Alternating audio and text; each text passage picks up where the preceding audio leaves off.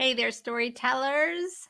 I hope you're feeling brave today because our topic is about leaping into the unknown. Writers have to be so brave. Why do we have to be so brave? What we do, we sit at our desks and we have imaginary friends and we put words on paper. It doesn't sound that dangerous. We have to face the blank page. It's true. But it seems silly to be scared of a piece of paper or a blank screen, right? Today, I want to talk about why it actually isn't silly and why we have good reason as fiction writers to react with various emotions to the prospect of doing our work, and why so many of the things that we come to dread or worry about, some of the questions we obsess over, really have to do with this grappling with dealing with uncertainty, the difference between certainty and uncertainty. So I think it's going to be an interesting talk that's going to touch on a lot of stuff that you guys can relate to. And it's also going to be practical because I like to be practical. So today, not only do I want to talk about why it's so important for writers to be brave and why we must be, but I also want to talk about how it impacts our writing process, why we sometimes get so preoccupied with our process, whether we're doing it right or doing it wrong.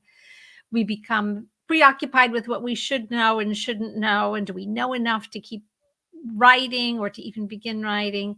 So I want to answer this question, about what we do need to know, where we need to be certain and where it's okay to be uncertain. So some practical advice. The advice differs a little bit whether you're drafting or revising. So I definitely want to delineate those answers to give you some practical tips for both of those essential parts of the writing process. And I do want to finish up by having a little talk about where certainty comes from ultimately. So I hope you'll stick around till the end.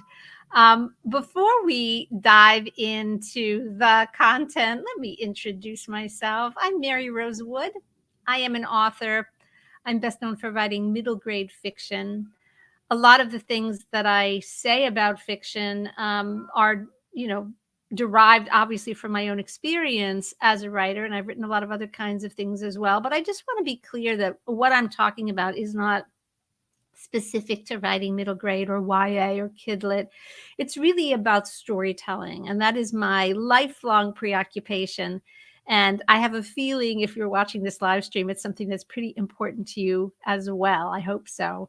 I also teach and mentor writers because storytelling is so important to me. I like to help pass the torch of the stuff that has become part of my own practice and hard-earned wisdom. So that's why I founded Path of the Storyteller, and that's my own online platform where I teach and mentor writers through courses, mentorships, memberships. We've got lots of fun stuff going on at Path of the Storyteller. So if you are interested in learning more about that, go over there and get on the email list. The easiest way to do that, and guess what? You get a little present out of it too, is to go help yourself to the download that's featured on the website. You can go to www.pathofthestoryteller.com/challenge and help yourself to a collection of writing prompts. These are 30 different writing prompts that I wrote that are designed to give you a little crash course in story structure. They lead you in brainstorming a story from the beginning through the middle, all the way to the end, right? The promised land of the end. So if you download this booklet and you do the writing prompts in order, it's going to, coax you to think in terms of story structure, which I think is definitely one of the things that most writers who come to me say they wish they understood better. Story structure. It's so essential. All right. So I also want to say hi before I dive in to some of the folks that are here live watching. I'm so glad to see you. Constanza, welcome. Constanza is here. And guess what? She's feeling brave. I'm so glad, Constanza. I'm so glad you're feeling brave. There's a Facebook user here whose name I don't know. If you want to show me who you are, there's a little link above where you're watching this video that just, lets you click on it, and it gives permission to show your name. Since you're on Facebook and I'm on YouTube, And there's just a little click that you can do, but it's okay if you're a Facebook user. I'll find out who you were later. Andrea, I am delighted to see you here. Fantastic. Terry, it's great to see you. And I'm getting a compliment from Meryl, who thinks I look adorable. Meryl, that's so sweet of you. I really appreciate that. I'm not here to look adorable, but it couldn't hurt, right? Michelle, I'm so glad you're here. Thanks so much for coming live. Ask questions, folks. You know, one of the fun things about doing these live streams is that we can be interactive. So if what I'm saying makes you want to share something or contribute something of your own, pop it in the comments and we'll weave it into the conversation. I always love to do that. All right. Are we brave enough to dive into our content now? Is everyone just feeling courageous, ready to face the unknown? Good. I'm glad. Now, listen, as is so often the case, this topic has been something that I've been mulling over ever since I got a question. This was just a few days ago from one of the writers that I work with, a wonderful writer who posed this question to me, and she's embarking on a revision. And she said, "What do I need to know? How much do I need to know? Do I need to know everything that happens in the book? Do I need to sort of straighten out the beginning and then I can figure out the rest as I go? Or like, just how much do I need to know? Do I have to outline the whole thing? You know, and take note already that she was particularly talking about revising something that she's already written a bit of. And so she was holding herself to a high standard, because when you're revising, of course, you're trying to fix it. You're trying to make it work, which is not necessarily what we're doing when we're drafting. When we're drafting, we're just trying to get the thing down on paper for the first time. It's really for our own benefit. But revision is when we start to think about, is the reader going to be able to follow this? Is the reader going to like this? Is this really working, right? So partly her questions were quite rightly grappling with, like, raising her standard of what she had in front of her. What do I need to know to really to get this going? And it was an interesting question, right? Because I can't tell her what she needs to know because she's the writer. But I was put on the spot of trying to think of what categories of knowledge she would need to know, right? And so it was a really interesting question to me. I've become preoccupied then with this idea of what writers know and don't know, and how we move back and forth between the feeling of knowing and not knowing, the experience of knowing and not knowing. There's a great image that some writers use, and it's very useful, so I'll repeat it here, that when you're writing fiction, that it's like driving a car down a very dark country road. You can only see what your headlights illuminate, and it's basically what's right in front of you. And after that is darkness, right? But if we keep driving, our headlights illuminate a little more and a little more and a little more. And if we just proceed that way, we will eventually make our way home, right? But you also know that it doesn't feel easy to drive that way, right? We have to, as there's another expression as well, that we kind of have to drive within our headlights. We can't just, go fast willy-nilly and drive into the darkness. It's not safe, right? It's not safe.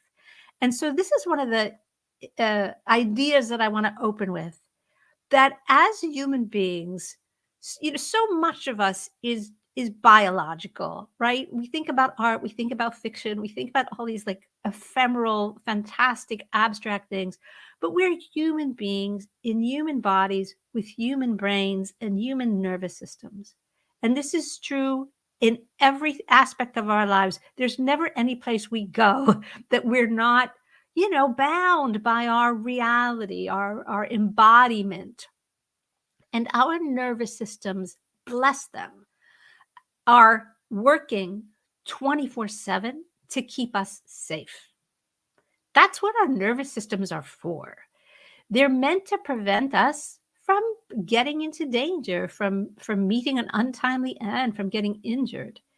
And one of the ways that our nervous systems do this is by making us cautious about the unknown.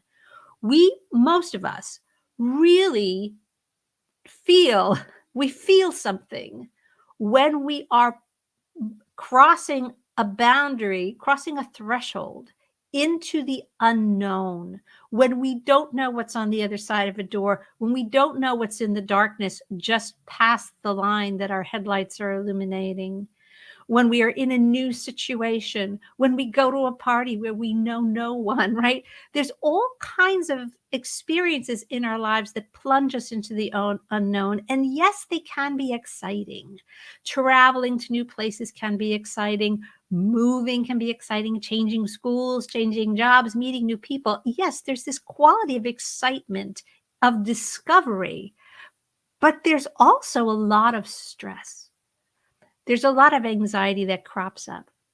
And I also want to acknowledge, even as I say this, that we have very different temperaments as well as humans. And so we exist kind of on a sliding scale, that some people are more attracted to novelty and more open to new experiences and plunging into the unknown than others. They seek thrill, like they seek novelty. That's a temperamental difference. Some people are very, very cautious about new things and need a lot of time to warm up and a lot of preparation. And they sort of operate from a place of caution. But no one who's made it to adulthood probably is completely devoid of some sense of, now I know where I am, but after that, I don't have any idea of what's coming, right? So just know that the idea of uncertainty is something that humans react to. It's we have anxiety, we have wariness. It puts us in a state of, and however our temperament deals with that state, maybe we hyper prepare, right? Maybe we resist change. We have to be dragged kicking and screaming, right? There's a funny example that just comes to my mind as I'm saying this, which is that I recently had a wonderful trip to the eternal city of Rome, Italy. And in the preparations for this trip, there was a group on Facebook, hi, Facebook groups, of people who were planning a trip to Rome, and they had a Facebook group where they were giving each other advice. And it became almost a kind of a comic refrain, the level of fear and anxiety in this group about all the terrible things that might happen. And I began to understand that one of the main reasons that people were participating in this group was that they were so anxious about this trip, their upcoming trips to Rome, all of them, hundreds of people, that they just needed to talk about it, prepare, ask for advice, know what to expect, and they wanted to have everything pre-experienced so that when they got there, it wouldn't feel like the unknown. There's so much anxiety. It was really kind of funny. I'm empathetic, but also funny, right? It was funny. So that's just one example of how this inflects our lived experience. Now, let's get right into connecting this to writing. When we are creative writers, when we're really making art of any kind, but I think the narrative writing has a kind of a special pressure on this fear. We are literally making it all up. We're making up what happens, and we start with both a literal and a kind of emotional and psychological blank page. We don't have an idea for the book for our whole lives, and then one day we wake up and we have an idea for that book, and now the book exists in this idea form. And yet almost everything about it is unknown. It's all uncertainty at this point. And so as excited as we might be about having an idea for a book, it activates all of that feeling of like, but I don't know anything about it. Who's the main character? Which point of view should I use? What's the plot? What happens? And so there's this connection that I just want to tease out between creative work and fear. One seems to trigger the other, because the minute we try to be creative, we are embracing uncertainty because the thing that we're imagining doesn't exist. It's like we need a Facebook group of people who plan to travel to the book that we haven't written yet, and we don't even know what's going to be inside it. And they're just all obsessively worried about where to go and how not to get pickpocketed and what time the restaurants close and how far in advance I have to book a tour to the Vatican before they're sold out. And we just need that, like that, the level of worry and preparation because of the unknown quality is it's just there, except everyone in that sort of fictional Facebook group is us. It's just us multiplied by 1,000 dealing with the anxiety of the unknown of our own creative work. So I hope this isn't too abstract. Let me know if it's resonating at all with you guys. We're gonna get into the practical stuff, but I do want to just let you know what the framework for my thinking is about this. So what do we need to know, and what don't we need to know? So the truth is, it's all uncertainty until we start creating it, and then we are like the driver of that proverbial car, it driving in the dark with just a little bit of headlights in front of us. And I also want to point out, in praise of the bravery of writers, all of you out there, that it's not just that we have to do this once. The entire creative process is reliving this anxiety producing feeling every step of the way. Every time we create something that didn't exist before, we are like driving into the headlights one more step, right? It's constant. This threshold crossing from unknown to known, from known to unknown, from certainty to uncertainty is the creative process. It is literally our job. We live in that space. It's like a line, right? We're surfing that line of taking what we don't know and bringing it into the realm of the known, just trying to nail it down, making it certain.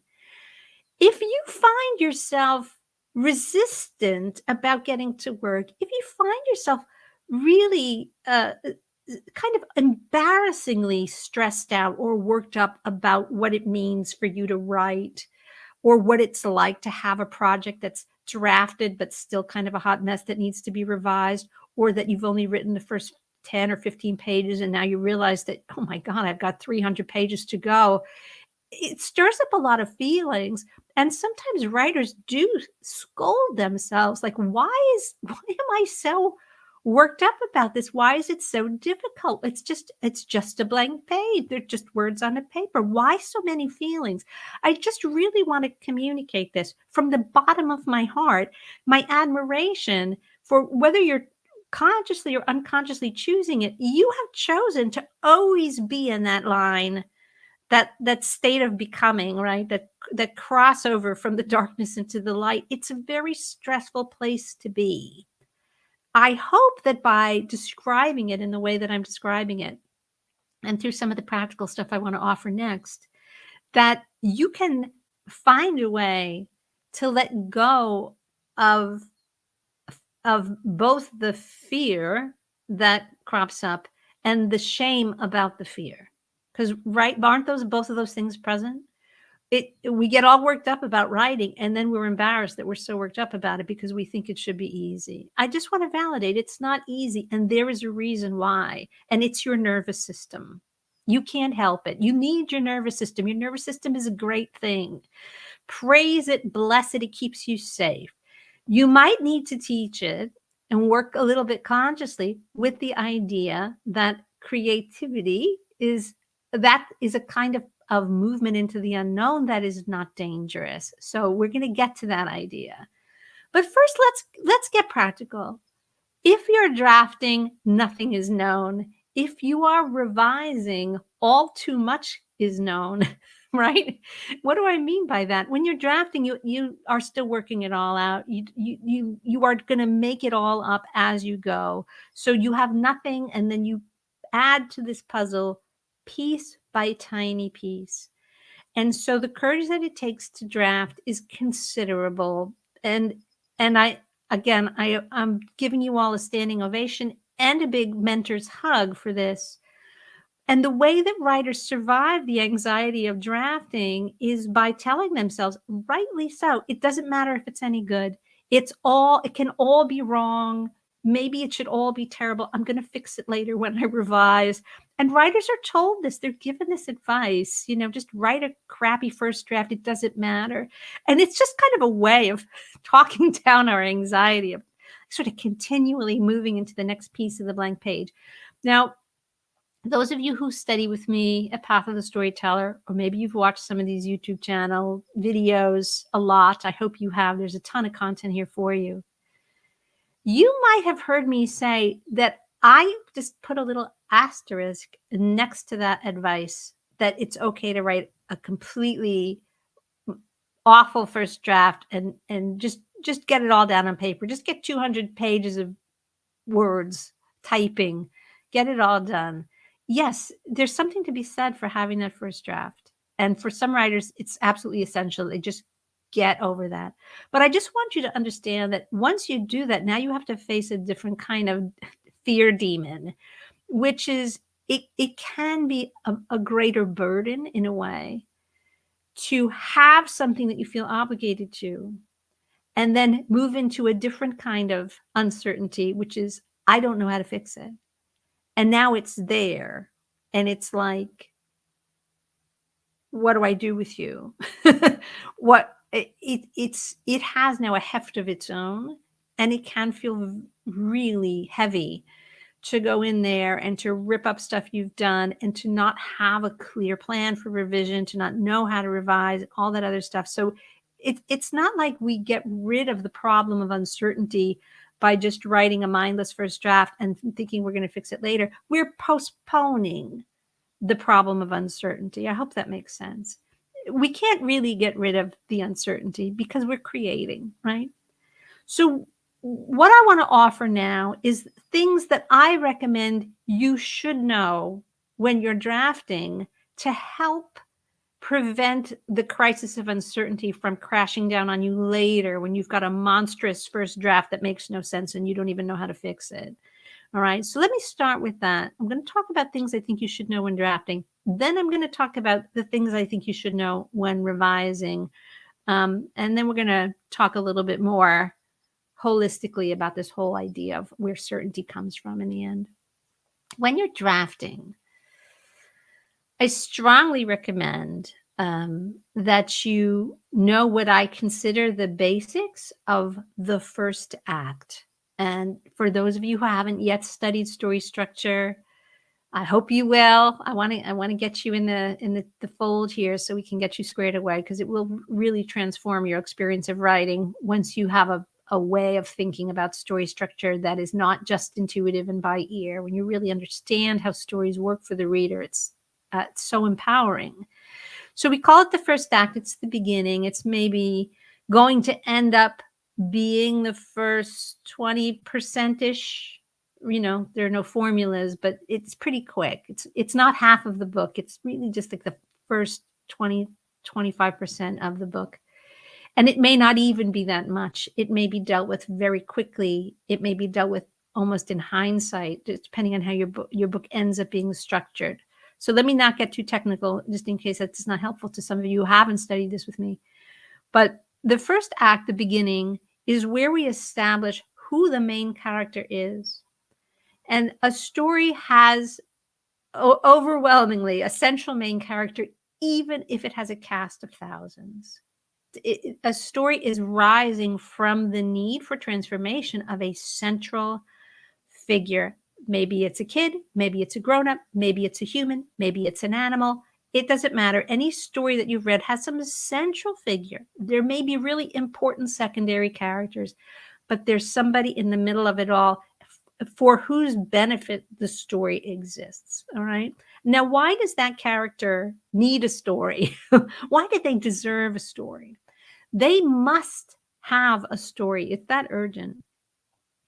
Because something about their existence, internally, externally, or both, ideally both, is just unsustainable. It is the way it is, but it's not the way we want them to stay. We don't want Harry Potter to live under the stairs at the Dursleys' house forever. We don't want Ebenezer Scrooge to be a miser forever.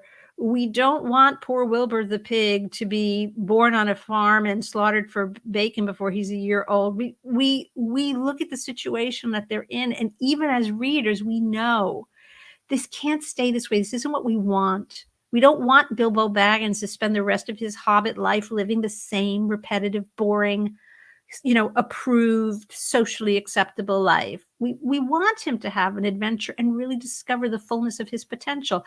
So you see in all those very different stories, right? We have a central character whose predicament is just got to change. The need for change is baked into the premise of every story. And so what I want you to think of knowing very early on in the drafting process is who the character is and what need for change is like woven into the very fabric of both their world and their psychology.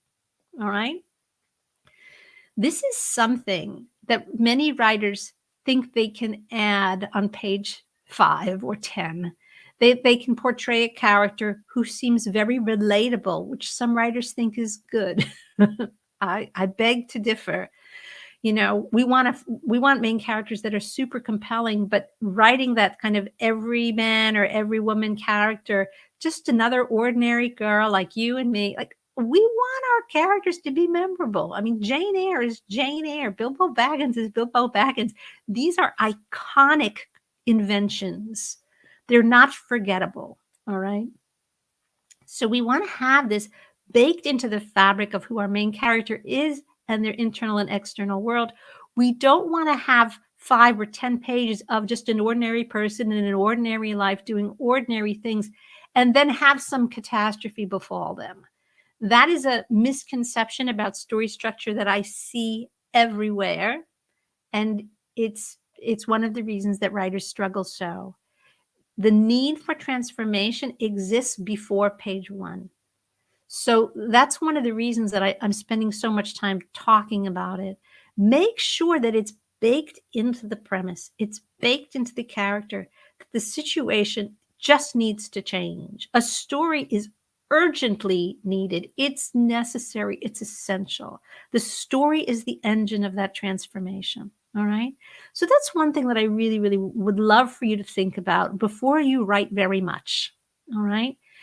It doesn't mean that you can't use free writing, brainstorming, morning pages, scribbling, whatever you do to brainstorm. If putting words on paper is part of that, fine. But let's not call that drafting because you're not yet worried about what's chapter 1, what's the first line. You don't even know what the engine of transformation needs to do yet, right? If you were literally building an engine, wouldn't you want to know its purpose before you designed it? Is it meant to power a vehicle? Is it meant to, froth the foam in my cappuccino? Like what is the engine's purpose? Then we can design it to fulfill that purpose. All right. So if we don't have a purpose, we might make another very common mistake that writers make, which is to come up with some like cool idea for a plot and just think, well, okay, I'm just going to like have a character and on a certain page after she goes about her everyday life in her everyday way, then some catastrophe will happen or something will happen. And then there will be this adventure that she gets to go on. But they haven't actually connected the dots between why that adventure is going to be the one that affects the exact transformation that one of a kind character desperately needs. It's all very precise. And in the beginning of a story, this is when we set up the precision of it. It's like we've got the bow, we've got the arrow, we've got the target, like we are setting it all up. So first acts are really, they're a great challenge for you to figure things out. This is the stuff that you must know to really get started drafting. If you don't know this, then your drafting is probably more along the lines of exploratory writing. And that's terrific. We have a little saying at Path of the Storyteller, which is that, yes, we want our drafts to be messy mud pies. We want to be out there in our, thigh-high wading boots, wading through the muddy stream, just getting filthy and not worried about it. But we also want to be standing there with a sieve, and we want to be panning for gold all the time, so that when we come back to shore and we've got buckets of mud, our exploratory writing, right? That's what those buckets of mud are. That when there are gold nuggets in them, that we find them and we keep them, we take them out and we put them to the side. And what are those gold nuggets? They are that character. They are the world that character lives in. They are a discovery that we make as creative artists. What transformation this character might need? How might that be depicted? How do I express that? And what might happen to get this particular journey of transformation underway? This is all the stuff that happens in the beginning. All right. So these are the things that I want you to think about. There's more stuff that happens in the beginning. And so if you can, find your way through the gold nuggets, work through the mud and find the gold nuggets that give you that kind of precise sense of whose story this is, why they need this story so badly. Ebenezer Scrooge needs that story to happen. He needs it to happen. If the events of that story doesn't happen, he's doomed for eternity. The stakes are really high. And so in whatever genre you're writing, really think about it. If this doesn't change, what will happen? Will Harry Potter be living under the stairs in a closet for the rest of his life? Will poor Jane Eyre be abused and bullied by her foster family that never wanted her in the first place?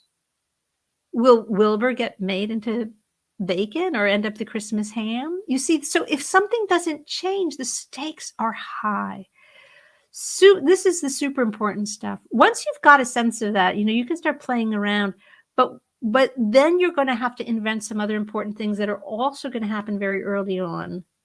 And one of them is what that machine of adventure looks like. What exactly is it going to be? Is it going to be Dorothy Gale in Kansas doing everything that she must do in order to figure out how to get home to Kansas? Like, that's what she has to do. And what engine of transformation is it going to deliver? It's going to make her realize that there was no place like home. The very home she was trying to run away from in the first act, as those of you who may have seen that movie recall. She was trying to run away from that very farm, and through the engine of transformation of the story, she comes to her conclusion. Now, that's a very sort of particularly neat example, because she literally announces at the end, there's no place like home. But hey, it's a movie. Movies are pretty straightforward compared to novels. But the structural bones are the same. We really do want that kind of precision, all right?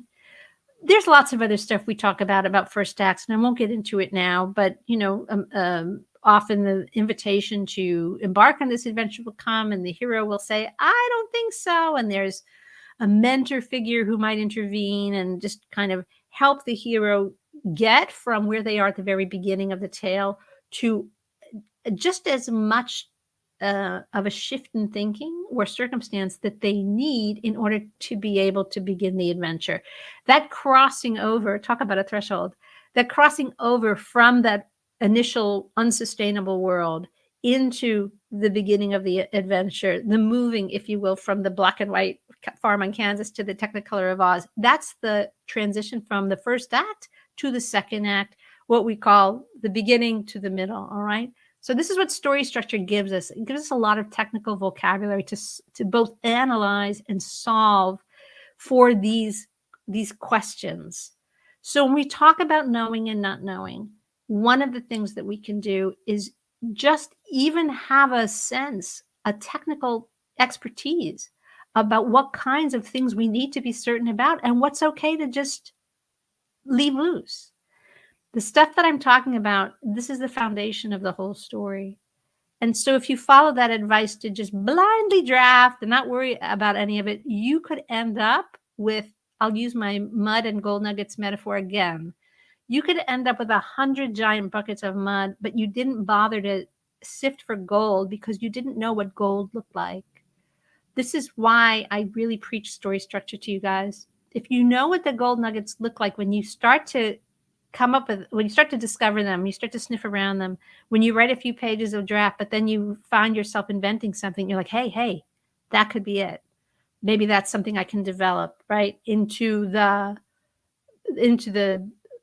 second act, machine of transformation. Maybe that's a mentor figure who's going to help my hero kind of get from the absolutely no way, I don't do adventures, Bilbo Baggins of page 1, to the did the dwarves leave without me? Wait, let me run. A hobbit who just 20 or so pages later runs out after his visitors in order to take this adventure that he was absolutely refusing just a few pages before. So some change that's happened in the first act as well. So you got to know what those gold nuggets are, and those are the ones I want you to look for. Let me talk now about revision, right? Because the question is the same. What do I need to know before I can really start to revise? But the answer is different, although you will recognize some elements of it for sure. When you have a draft and you need to revise it, so now, we're not interested in gathering more mud necessarily. What we're interested in doing is first understanding the qualities of what we've written in terms of what makes a book work for the reader.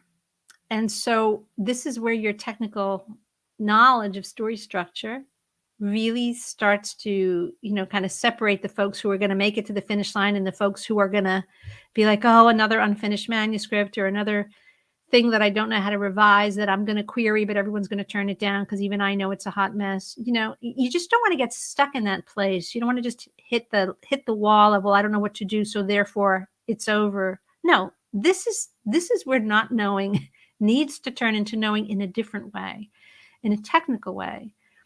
You need to be able to look at what you've done with some dispassionate, technical eye. You need to be able, just the same way you would cook something and then you would taste it and you say, it doesn't have enough salt. I think I overcooked it a little bit. Like, you're going to come up with something fairly specific about how you can make it better. And then you're going to do those things. You're not going to take it personally. Okay. So you're going to look at your draft and you're going to say, it needs more salt. I left it in the oven too long. I put too many seasonings in it. I just need to simplify it. You're going to have a way of saying that. And it's not going to be personal. It's just going to be skillful craft. And what are those questions? Well, you're going to look kind of in a reverse engineering way at the very same questions and more, obviously, because second acts and third acts are, the bulk of the book. But did I set up my main character with the journey of transformation, with the right middle, right? The right second act engine of change? Do I understand what it is that I'm trying to say in this book? Thematically, is the transformation of the hero expressed in the third act in a way that feels like, oh, right, that's what this book has been about all along. It's not about 12 different things. It's about, one. It's about friendship and the beauty of mortality, Charlotte's Web, right? It's a love story that involves a coming of age of a young woman in terms of her strength and values, and how she, even though all she wants is emotional attachment and security, she's only going to take it on the terms of her own integrity. And that's Jane Eyre. You start to be able to have a little bit of distance and understanding about what you're doing. And then you have to evaluate whether that's what's on the page or not. It's very, very common for writers to write entire drafts and leave out like whole chunks of storytelling. And this is, again, why I am not as wholeheartedly like, yeah, just write a first draft, go crazy, don't worry about it, write it with your eyes closed. There's a saying also, like, write drunk, revise sober. or draft drunk, revise sober. If you draft drunk, you're just going to have so much to do in revision, and instead of working with intention, you're going to be trying to salvage what you have and make it work, and it's tricky. It's very tricky. Those of you who've tried to do it, you know how tricky it is. So this is like your second chance to ask those structural questions, but you should have been asking them before, at least at the beginning. The difference now is that you have a lot of options. You've invented a ton of material. And so that's also a real consolation, because it may not be the right material, but it's not, the pages aren't blank anymore. So again, with that, I can't, teach a whole lesson in story structure now, but when you're drafting, you're going to focus on the questions of creating the material. When you're revising, you're going to focus on knowing what it is that you need to revise. Those are the questions you need to ask. And what I don't like to see is when a writer has written a draft and they go back to revise it without stopping to actually decide what needs to be fixed. This is what I call revising by ear, like, oh, I revised it, and so now I'm just going to go back and go through it again. If you don't have enough technique, you're not going to actually get very far doing that, and you're going to exhaust yourself. And I have seen this happen many times where a writer has said, I've been revising my novel for 3 years. And I'll say, well, what did you need to change? And it's not that they even know what needs to change. They just keep making it different. They try different things. Maybe they're getting suggestions from a critique group of people that don't know anything more than they do. And so they're just trying to be accommodating. They get new ideas and they put them in. It's like the revision process is just as random as the drafting process was.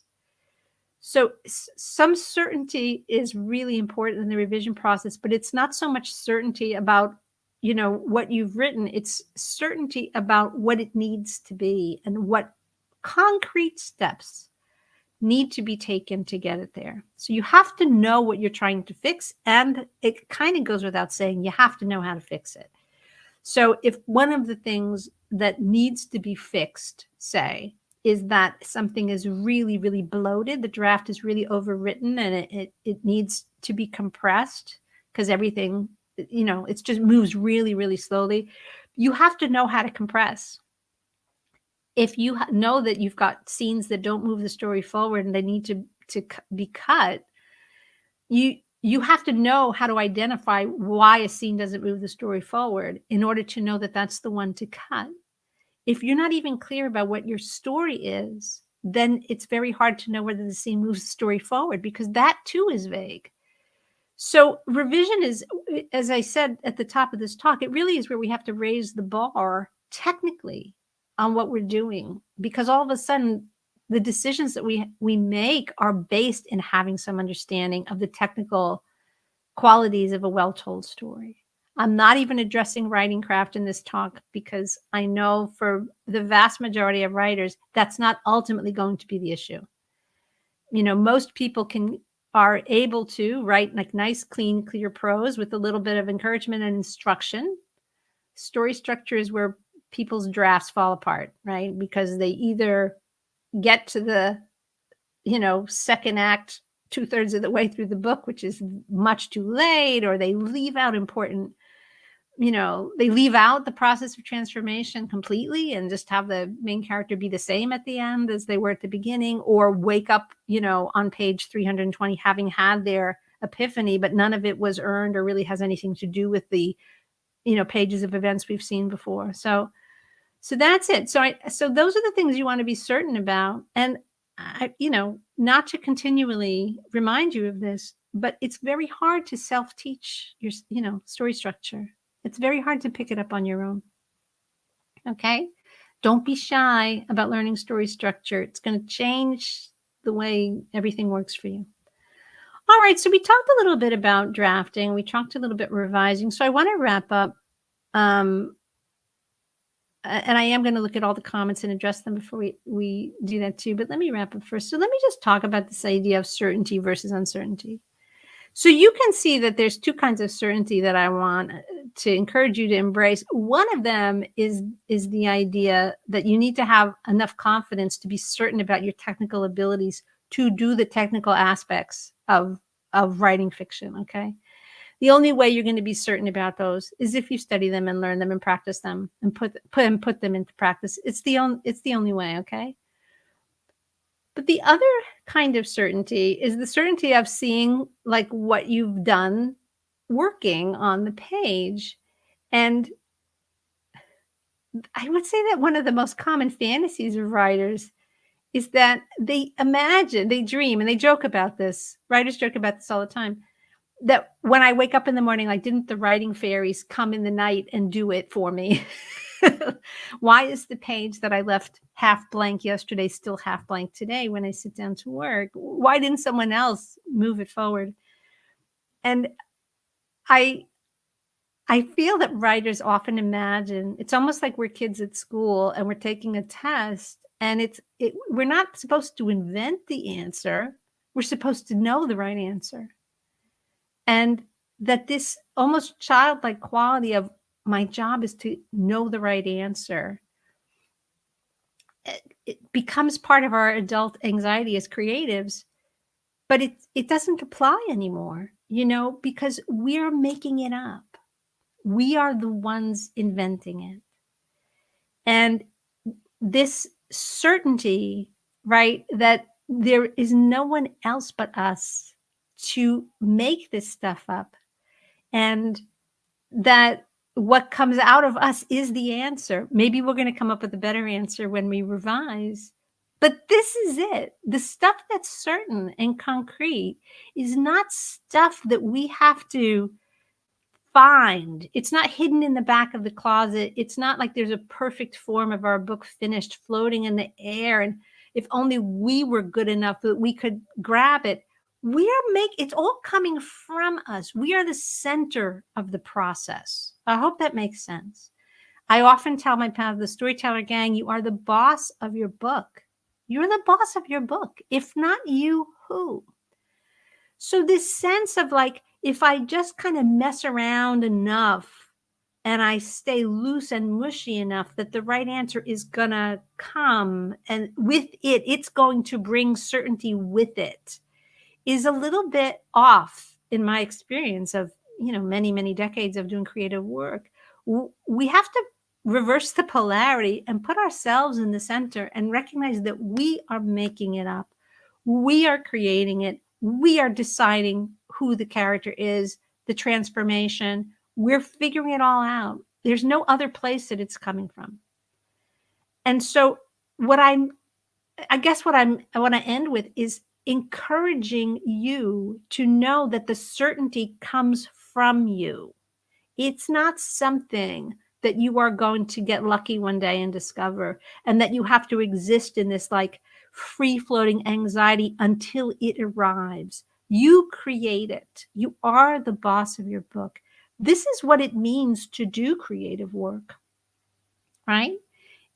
To do creative work is to voluntarily and joyfully like ride at the front of the, you're not even driving the car. You're kind of like perched on the hood of that car with the headlights heading into the darkness, like plunging into the unknown. You've chosen to sit in that seat, right? You've chosen to sit there. And it's not so much about the headlights revealing what's in front of you as you inventing what's in front of you. So you can dispel that darkness anytime. If you take command of that, if you understand how powerful you are in the center of your own creative process. Those are my encouraging words to end this talk. I hope that means something to someone out there. Let me know in the comments if it does.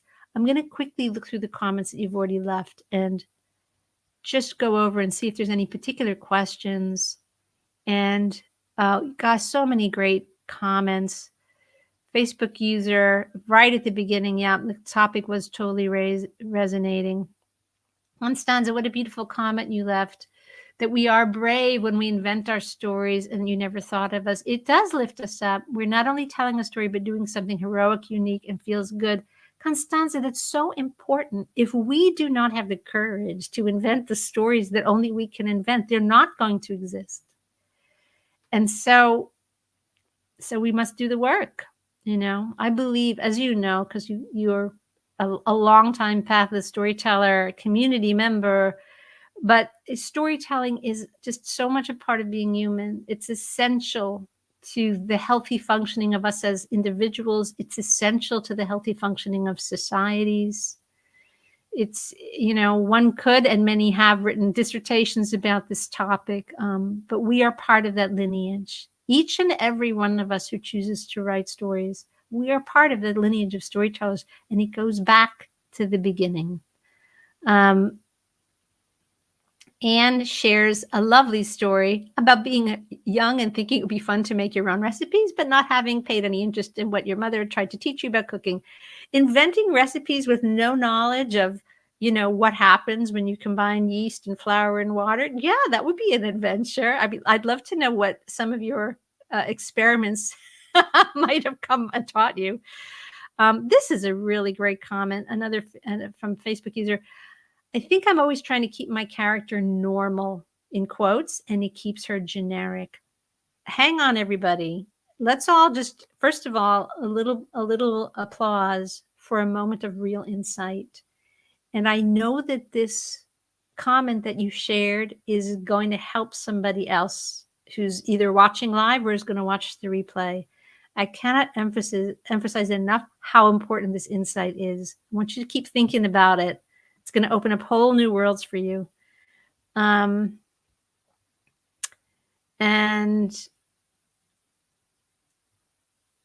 Constanza, this is very funny that you write with children and they love to start their stories with, it was a normal day when a normal girl, ... But I'm going to guess, Constanza, that the first thing that those kids do after saying that is have the entire thing become as unnormal as possible. I'd be curious about that. And then of course you spin it around. Good for you. What a good storytelling mentor you are. All right. Very good. And Facebook user has revealed her identity. It's none other than our own Nancy. Nancy, I'm so glad you're here and that was you leaving those great comments. And I'm going to end with your comment about the wrap up. Yes, we have everything we need. The darkness is a bit of an illusion when you really accept the fact that you are the light lighting it up, right? You have everything you need. Terrific. What a nice way to conclude. Thank you, Nancy. Thank you, everyone who's here live participating. I love discussing this topic with you. I hope it was of benefit. If you're watching the replay, I'm glad you are. Please subscribe to the YouTube channel so you can get notified next time I go live. And if you like this content, leave a thumbs up. It is very helpful, and I appreciate it a great deal. If there's something that you would like to hear me talk about in a future live stream, leave it in the comments below the video. I always read them, and I love to get your suggestions. They really get me thinking, and I appreciate bringing your voices and your thoughts and questions into this discussion. All right, gang. Looking forward to seeing you next time, and until then, happy writing.